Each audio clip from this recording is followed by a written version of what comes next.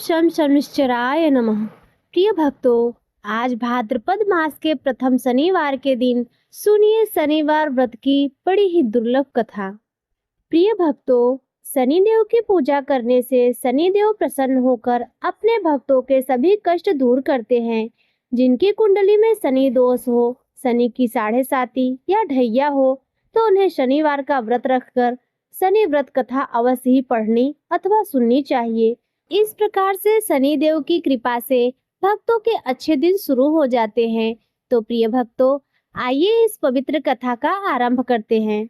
एक बार की बात है, सभी नवग्रहों यानी कि सूर्य, चंद्रमा, मंगल, बुध, बृहस्पति, शुक्र, शनि, राहु और केतु में विवाद छिड़ गया कि इन सब में बड़ा कौन है। सभी आपस में झगड़ा करने लगे और कोई निर्णय न मिलने पर सभी देवराज इंद्र के पास निर्णय कराने पहुंचे। सभी नवग्रहों को अपने सामने देखकर इंद्रदेव घबरा गए और उन्होंने निर्णय करने में अपनी असमर्थता जता दी, परंतु कहा कि इस समय पृथ्वी पर राजा विक्रमादित्य हैं, जो ही बहुत न्यायप्रिय हैं। वे आपके इस विवाद का निर्णय कर सकते हैं। तब सभी ग्रह एक साथ राजा विक्रमादित्य के पास पहुंचे और अपने विवाद के बारे में राजा को बताया। साथ ही उनसे निर्णय करने के लिए कहा। राजा विक्रमादित्य ने इस विवाद को बहुत ध्यानपूर्वक सुना। अब राजा इस समस्या से परेशान हो गए, क्योंकि वे जानते थे कि जिस किसी ग्रह को छोटा बताया जाएगा वही ग्रह क्रोधित हो जाएगा। तब राजा विक्रमादित्य को एक उपाय सूझा। उन्होंने स्वर्ण, रजत, कांस्य, पीतल, सीसा, रांगा, जस्ता, अभ्रक और लौह इनसे 9 सिंहासन बनवाए और उन्हें इसी क्रम में रख दिया। फिर उन सबसे आग्रह किया कि आप सभी कृपया अपने अपने सिंहासन पर विराजे।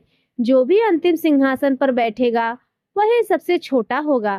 राजा विक्रमादित्य के ऐसा कहते ही लौह सिंहासन सबसे बाद में होने के कारण शनिदेव सबसे बाद में बैठे, तो वही सबसे छोटे कहलाए। अब शनिदेव को लगा कि राजा ने ऐसा जानबूझकर किया है।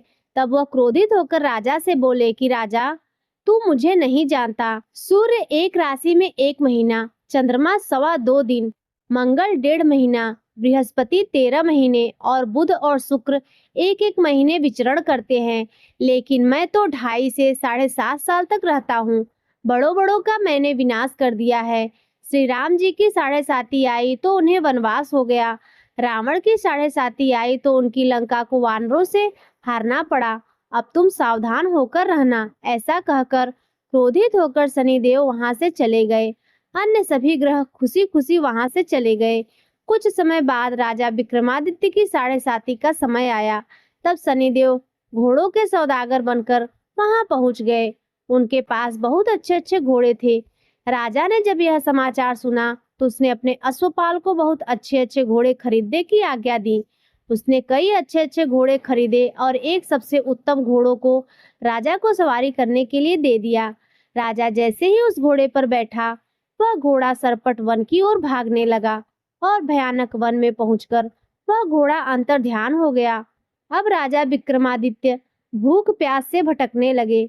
तब एक ग्वाले ने राजा को पानी पिलाया। राजा ने प्रसन्न होकर उसे अपनी अंगूठी दे दी। वह अंगूठी देकर अब राजा अपने नगर को चल दिए और वहां उन्होंने अपना नाम उज्जैन निवासी विक्रमादित्य बताया। वहां एक सेठ की दुकान में उन्होंने जल इत्यादि पिया। कुछ देर आराम किया। भाग्यवश उस दिन सेठ की खूब बिक्री हुई। सेठ बहुत प्रसन्न हो गया और बड़े प्रसन्न मन से वह राजा को भोजन करने के लिए अपने साथ घर ले गया। राजा ने वहां खूंटी पर एक हार देखा, जिसे खूंटी निगल रही थी। देखते ही देखते उस खूंटी ने पूरा हार निगल लिया और हार गायब हो गया। तब सेठ ने आने पर देखा कि हार तो गायब है। सेठ ने समझा कि इसी ने उस हार को चुरा लिया है। तब उसने विक्रमादित्य को कोतवाल के पास पहुंचा दिया। अब उस नगर के राजा ने भी विक्रमादित्य को चोर समझकर उसके हाथ पैर कटवा दिए और नगर के बाहर फिकवा दिया। वहां से एक तेली निकल रहा था, जिसे विक्रमादित्य पर दया आ गई और उसने विक्रमादित्य को अपनी गाड़ी में बिठा लिया। वह अपनी जीभ से बैलों को हाँकने लगा। उस समय राजा की शनि दशा समाप्त हो गई। वर्षा ऋतु आने पर राजा मल्हार गाने लगे। राजा जिस नगर में थे वहां की राजकुमारी मन भावनी को उसका गाना पसंद आया कि उसने मन ही मन प्रण कर लिया कि वह उस राग गाने वाले से ही विवाह करेगी। राजकुमारी ने दासी को राग गाने वाले को ढूंढने के लिए भेजा। दासी ने बताया कि वह तो एक अपाहिज है, परंतु राजकुमारी नहीं मानी। अगले ही दिन वह भूख प्यास त्याग कर बैठ गई और कहने लगी कि विवाह करेगी तो उसी अपाहिज व्यक्ति से करेगी। बहुत समझाने पर भी जब राजकुमारी नहीं मानी तो राजा ने उस तेली को बुला भेजा और विवाह की तैयारी करने को कहा। इस प्रकार उस राजा का विवाह राजकुमारी से हो गया। तब एक दिन सोते हुए स्वप्न में शनिदेव ने राजा को दर्शन देकर कहा कि राजन, देखा, तुमने मुझे छोटा बताकर कितना दुख झेला है। तब राजा ने शनिदेव से क्षमा मांगी और प्रार्थना करते हुए कहा कि हे शनिदेव, जैसा दुख आपने मुझे दिया किसी और को मत दीजिएगा। शनिदेव मान गए और कहने लगे कि जो मेरी इस कथा को पढ़ेगा, सुनेगा अथवा व्रत करेगा, उसे मेरी दशा में कभी कोई दुख नहीं होगा। जो भी व्यक्ति रोज मेरा ध्यान करेगा और चींटियों को आटा डालेगा, उसकी सभी मनोकामनाएं पूर्ण होगी। तब शनिदेव ने प्रसन्न होकर राजा के हाथ पैरों को वापस ठीक कर दिया। सवेरा होने पर आंख खुलने पर राजकुमारी ने देखा तो हैरान हो गई। अपनी पहचान छुपाए हुए राजा ने राजकुमारी को बताया कि वह उज्जैन के राजा विक्रमादित्य हैं। यह बात जानकर सभी बहुत प्रसन्न हुए। सेठ ने जब सुना तो वह राजा के पैरों में गिरकर क्षमा मांगने लगा। राजा ने कहा, वो तो शनिदेव का क्रोध था, इसमें किसी का कोई दोष नहीं। सेठ ने फिर निवेदन किया कि मुझे शांति तभी मिलेगी जब आप मेरे घर चलकर भोजन करेंगे। सेठ ने अपने घर तरह तरह के व्यंजन से राजा का स्वागत सत्कार किया। साथ ही सबने देखा कि जो खूंटी हार निगल गई थी वही अब उसे उगल भी रही थी। सेठ ने बहुत सारी मोहर देकर राजा का धन्यवाद किया। सेठ ने राजा से अपनी कन्या श्री कुंवरी से विवाह करने का निवेदन किया, जिसे राजा ने तुरंत ही स्वीकार कर लिया। कुछ समय बाद राजा अपनी दोनों रानियों मन भावनी और श्री कुंवरी को सभी उपहार सहित लेकर उज्जैन नगरी को चल दिए। वहां सभी नगरवासियों ने नगर के बाहर आकर राजा और अपनी रानियों का खूब आदर सत्कार किया। सारे नगर में दीपमालाएं बनाई गईं, सभी द्वारों को खूब सजाया गया और सारा नगर जगमग करने लगा। तब राजा ने घोषणा की कि मैंने शनिदेव को सबसे छोटा बताया था, जबकि असल में तो शनिदेव ही सर्वोपरि हैं। तब से सारे राज्य में शनिदेव की पूजा और कथा नियमित होने लगी। सारी प्रजा भी खुशी और आनंद के साथ अपना जीवन बिताने लगी। जो भी कोई शनिदेव की इस कथा को पढ़ता है अथवा सुनता है, उसके सभी दुख शनिदेव की कृपा से दूर हो जाते हैं। व्रत के दिन इस कथा को अवश्य ही पढ़ना अथवा सुनना चाहिए। यदि संभव हो तो सप्ताह के सभी दिन इस कथा का पाठ अवश्य करें। प्रिय भक्तों, अब आइए सुनते हैं शनिदेव की एक और प्राचीन कथा। किसी गांव में एक बहुत ही विद्वान ब्राह्मण रहा करता था। एक दिन रात्रि में उसने सपने में देखा कि एक नीला वस्त्र पहने हुए बहुत ही दिव्य पुरुष उसे कह रहा है कि हे ब्राह्मण देवता, मैं तुझे लगूंगा। अब देखिए, यह सपना उस ब्राह्मण को रोज दिखाई देता। इससे वह परेशान हो गया और दुबला पतला होने लगा। उसका स्वास्थ्य भी बहुत गिरने लगा। एक दिन उसकी पत्नी ने कहा, देखिए जी, मैं आपको कितना अच्छे से खिलाती पिलाती हूँ, मेवा मिश्री खिलाती हूँ, दूध मलाई खिलाती हूँ, अच्छा भोजन आहार पकाकर खिलाती हूँ, फिर भी आप इतने दुबले पतले क्यों होते जा रहे हैं? इसका क्या कारण है? प्रिय भक्तों, उस ब्राह्मण ने अपने पत्नी से अपना सारा हाल बताया कि मेरे सपने में एक नीले कपड़े पहने हुए बहुत ही दिव्य पुरुष आते हैं। वे कहते हैं कि हे ब्राह्मण, मैं तुझे लगूंगा। अब यही सोचकर मुझे भूख प्यास नहीं लगती, मैं दुबला होता जा रहा हूँ। तब ब्राह्मणी ने कहा, हे पति देव, मुझे लगता है कि आपको शनि भगवान दर्शन देते हैं। आपके ऊपर शनि की दशा शुरू होने वाली है, इसीलिए आपको वे सचेत करते हैं। अवश्य ही वे शनि महाराज हैं। अब की बार जब दिखेंगे तो आप उनसे कहिएगा कि आप मुझे सिर्फ सवा पहर ही लगिए। प्रिय भक्तों, उसी दिन जब रात्रि होती है तो ब्राह्मण फिर से सोता है और उसके सपने में शनि भगवान दर्शन देते हैं और कहते हैं, हे ब्राह्मण, आज मैं तुझे लगूंगा। तब ब्राह्मण ने कहा, हे भगवान, यदि आप लगना ही चाहते हैं तो लग जाइए, लेकिन यह बताइए भगवान कि आप कितने दिनों के लिए लगोगे? तब शनिदेव ने कहा, हे ब्राह्मण, तुम्हारे ऊपर 7.5 शुरू होने वाली है, मैं तुम पर 7 साल के लिए लगूंगा। तब ब्राह्मण ने कहा, क्षमा करो भगवान, इतना भारी तो मुझसे झेला नहीं जाएगा। 7 साल बहुत है भगवान। तब शनिदेव बोले, अच्छा 5 वर्ष के लिए लगूंगा। तब ब्राह्मण ने कहा, शनि महाराज यह भी मेरे लिए ज्यादा है। शनि भगवान बोले, तो ठीक है, 2.5 साल का लग जाऊं। ब्राह्मण ने फिर मना कर दिया। तब शनिदेव कहने लगे, 1.25 पहर का लगूंगा तो ठीक रहेगा। प्रिय भक्तों, उसे 1.25 पहर की शनि की दशा लग गई। ब्राह्मण ने नींद से उठते ही अपनी पत्नी से कहा, देखो मेरे 1.25 पहर की शनि की दशा लगी है, सो मैं जंगल में जाकर समय बिताऊंगा। तो मेरे खाने पीने का सारा सामान बांध दो और मेरे पीछे किसी से लड़ना मत। घर में बैठी रहना, बच्चों को भी कहीं जाने मत देना और इस 1.25 पहर में किसी को गाली भी मत देना। ऐसा कहकर ब्राह्मण अपने घर से जंगल की ओर चल दिया। जंगल में ब्राह्मण एक पीपल के पेड़ के नीचे बैठ गया और हनुमान जी का पाठ करने लगा। 1 पहर बीत गया तो ब्राह्मण ने सोचा, बाकी का समय तो रास्ते में ही बीत जाएगा। सो वह वहां से चल दिया और रास्ते में चलते हुए उसे एक सब्जी मंडी दिखाई दी। उसने सब्जी मंडी में से एक बड़ा कद्दू खरीद लिया। कद्दू खरीद के अपने चादर में लपेट करके वहां से चल देता है। तभी रास्ते में शनि महाराज एक साधु का वेश बदलकर उसके पास आते हैं और कहते हैं, तुम्हारे चादर में क्या है? ब्राह्मण ने कहा, हे साधु महाराज, मेरे इस चादर में कद्दू है। साधु ने कहा, अच्छा कद्दू है तो दिखाओ। जब ब्राह्मण ने अपना चादर दिखाया तो आश्चर्य, उसमें तो उस राज्य के राजा के बेटे का कटा हुआ सर था। यह देखते ही साधु महाराज, जो कि शनि देव थे, उस ब्राह्मण को लेकर राज दरबार में पहुंच गए और राजा से कहने लगे, महाराज यह देखिए, यह दुष्ट दुराचारी आपके पुत्र का हत्या करके उसके सर को काटकर अपने चादर में लेकर घूम रहा था, इसे आप दंड दीजिए। प्रिय भक्तों, राजा ने जब सुना उस ब्राह्मण ने उसके पुत्र को मार दिया है, राजकुमार की हत्या कर दी है, तब राजा बहुत क्रोधित हुआ। उसने कहा, मुझे मत दिखाओ, मुझे यह सब मुझसे देखा नहीं जाएगा।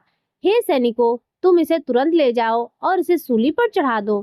प्रिय भक्तों, जब नगर में यह समाचार मिली कि राजा के पुत्र का सर कट चुका है, एक ब्राह्मण ने उसकी हत्या कर दी है, तो नगर में हाहाकार मच गया और उस ब्राह्मण को सैनिक सूली पर चढ़ाने के लिए ले गए।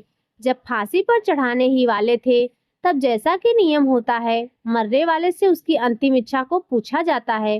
तो सैनिकों ने भी ब्राह्मण की अंतिम इच्छा को पूछा। सैनिकों ने कहा, हे ब्राह्मण, बताओ तुम्हारी अंतिम इच्छा क्या है? प्रिय भक्तों, ब्राह्मण ने सोचा कि यदि किसी प्रकार कुछ समय तक के लिए फांसी रुक जाए तो शनि की दशा का 1.25 पहर पूरा हो जाएगा।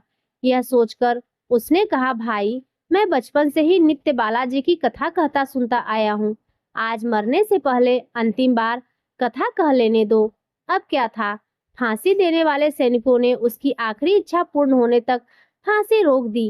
कहानी कहते कहते 1.25 पहर पूरा हो गया, शनि की दशा खत्म हो गई। अब इधर देखिए, राजा का जो पुत्र था राजकुमार, वह जंगल से शिकार खेलकर वापस राजमहल में आ गया। राजमहल में राजकुमार को देखते ही राजा बड़ा ही प्रसन्न हुआ, लेकिन मन में उसे डर भी लगा। यदि उस निर्दोष ब्राह्मण को फांसी चढ़ा दिया गया होगा तो ब्राह्मण हत्या का दोष लग जाएगा। अब क्या था, राजा ने 2 घुड़सवार को जल्दी से फांसी घर की ओर दौड़ाया और ब्राह्मण को आदर सहित दरबार में आने का हुक्म दिया। ब्राह्मण राज दरबार में उपस्थित हुआ तो राजा ने क्षमा याचना करते हुए कहा कि आपके बगल में जो चादर है उसे खोलकर दिखाओ। राजा के आज्ञा के अनुसार ब्राह्मण ने चादर खोली तो उसमें कद्दू था। राजा ने ब्राह्मण को बहुत सा धन दिया और पूछा, हे ब्राह्मण देवता, मुझे यह समझ में नहीं आया कि इस सब के पीछे क्या रहस्य है, यह सब क्यों हुआ, आखिर यह सब क्या था? तब ब्राह्मण ने कहा, हे महाराज, मुझे 1.25 पहर की शनि की दशा लगी थी, इसीलिए यह सब कुछ हुआ। राजा ने कहा, हे ब्राह्मण देव, शनि की दशा किस प्रकार टलती है? ब्राह्मण ने कहा, हे राजन, यदि राजा या सेठ को यह दशा लगती है तो काला हाथी या काला घोड़ा दान करना चाहिए। गरीब को शनि की दशा लगती है तो पीपल की पूजा करे और बोले, साचर कहिए जाके पाँव सदा ही पड़िए। शनि की कहानी सुने, तिल तेल और काला उड़द आदि का दान दे। काले कुत्ते को तेल चुपड़ी रोटी खिलाएं तो शनि की दशा उतर जाएगी। अब देखिए, राजा ने उस ब्राह्मण को कद्दू वापस कर दिया। अब घर आकर ब्राह्मण ने कद्दू अपनी पत्नी को दिया। जब उसकी पत्नी ने सब्जी बनाने के लिए उस कद्दू को काटा तो उसके बीजों की जगह हीरे मोती निकलने लगे। ब्राह्मणी ने पूछा, हे पतिदेव, यह सब क्या है? इसमें से हीरे मोती कैसे निकल रहे हैं? इसे कहाँ से लाए हैं आप? तब ब्राह्मण ने कहा, हे प्रिय, जब शनि की दशा लगी थी तो यह कद्दू कुंवर का सर बन गया था, और जब दशा उतरी है तो शनि जी कैसे निहाल कर दिया, हमें माला माल कर दिया। हे शनि देवता, जैसे ब्राह्मण को शनि की दशा लगी वैसे किसी को शनि की दशा ना लगे। जैसे ब्राह्मण को धन दौलत मिला वैसे ही सबको धन दौलत मिले। कथा कहानी कहते सुनते हुकारा भरते सभी को मिले। शनि देव ने ध्याऊं मन इच्छित फल पाऊं। जय शनिदेव, हे शनिदेव, जय जय शनिदेव। प्रिय भक्तों, अब आइए सुनते हैं शनि चालीसा। दोहा। जय गणेश गिरजा सुमन, मंगल करण कृपाल, दीनन के दुख दूर करी, कीजय नाथ निहाल। जय जय श्री शनिदेव प्रभु, सुनहु विनय महाराज, करहु कृपा हे रवि तनय, राखौ जन की लाज। चौपाई। जयति जयति शनिदेव दयाला, करद सदा भक्तन प्रतिपाला, चारि भुजा तनु श्याम बिराजय, माथे रतन मुकुट छवि साजय। परम विशाल मनोहर भाला, टेढ़ी दृष्टि भ्रिकुटी विकराला, कुंडल श्रवण चमाचम चमके, हिय माल मुक्तन मणिदम के, कर मह गदा त्रिशूल कुठारा, पल पल करे अरहि संहारा, विकट कठोर कठिन भय बासा, मानत नहीं करे प्रकाशा। किंकिण कर धनी धुन सो है, नटवर के सम अंग सो है, गमला भृंग भ्रिकुटी विकराला, जो को देखे डरी बेहासा। काल रूप कराल महा तुम, जग में अति बलवान है तुम, जो कोई तुमको ध्यान लगावे, काल का भय निकट नहीं आवे। विकराल रूप देखत ही भाल, दूर होई मिट जाई जंजाल, सुंदर सुमन सुमुख मन माही, तुम बिन और न होई साही। जो कोई तुमको रिझावन चाहा, सोई सदा सुख संपत्ति पाहा। जो कोई तुमको रिझे रिझावे, सोई सदा मन वांछित पावे। तुम हो प्रभु सब देवन के देव, जो कोई तुम्हारी करे सेवा। तुम सब पाप हरण के स्वामी, सब दुख हरत हो अंतर्यामी। तुम्हारी कृपा अति बलवाना, जो कोई तुमको देत ध्याना। तुम सब सुख संपत्ति दाता, सब दुख हरता भाग्य विधाता। तुम सब देवन के पति, तुम देव तुम्हारी सेवा करत सब देव। जो कोई तुम्हारी महिमा गावे, सोई सदा आनंद पावे। तुम हो प्रभु तुम्हारी महिमा, जाके सब जन्म जन्म के पाप मिट जावे। तुम हो प्रभु तुम्हारी महिमा, जाके सब जन्म जन्म के पाप मिट जावे। जो कोई तुम्हारी सेवा करे, सोई सदा सुख संपत्ति पावे। तुम हो प्रभु तुम्हारी महिमा, जाके सब जन्म जन्म के पाप मिट जावे। जो कोई तुम्हारी सेवा करे, सोई सदा सुख संपत्ति पावे। इति श्री शनि चालीसा समाप्त। तो प्रेम से बोलिए श्री शनि देव महाराज की जय। प्रिय भक्तों, आज की कथा और श्री शनि चालीसा यदि आपको अच्छी लगी हो तो वीडियो को लाइक कर दीजिए। चैनल पर पहली बार आए हो तो सब्सक्राइब कर लीजिए और कमेंट में जय श्री शनिदेव अवश्य लिखिए।